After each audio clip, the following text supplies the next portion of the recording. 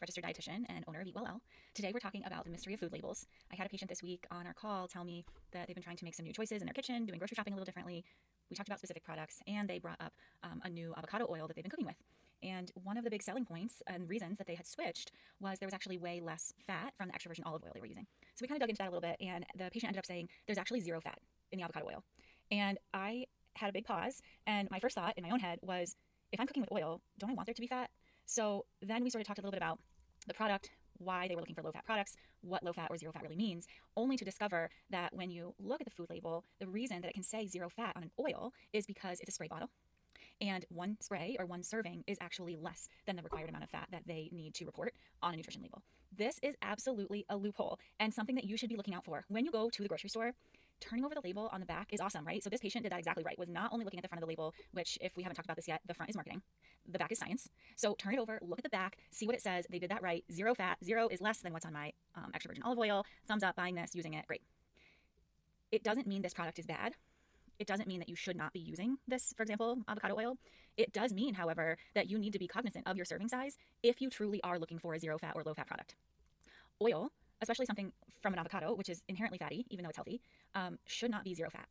So when you're looking at the labels, give yourself some extra time to think, why am I buying this? And I don't mean in this case because it had zero fat. I mean, why are you buying oil? What purpose is it serving in your kitchen or in your cooking? And then think about, what should it have? What do I want it to have? What is going to complement my cooking? What is going to make my recipes taste good or cook correctly? Then you get to the, how can I make a smarter, better, healthier, more appropriate choice for my health goals? So if they had gone to the store and in that first moment thought, why am I buying this?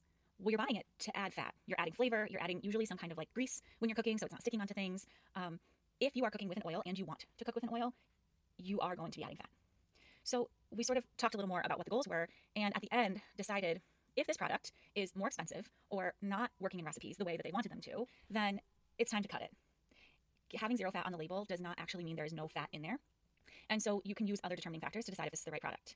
Some examples of ideas that we had were maybe you put whatever oil you want into a spray bottle. And that's going to drastically decrease your portion size. I don't know about you, but when you're like roasting veggies or sauteing something, you're kind of just like pouring the oil in. Who knows how much is there? If you're using a spray bottle, it will definitely decrease how much oil you're putting into your food. And it probably will actually coat the food better because the spray will spread and give a nice light coat. The other thing is, if it's just working for them, that's okay. It's not a bad product. Just recognize that if you are trying to decrease your fat, it may depend how many sprays you use if you're really still able to count at that zero level. Food labels can be misleading.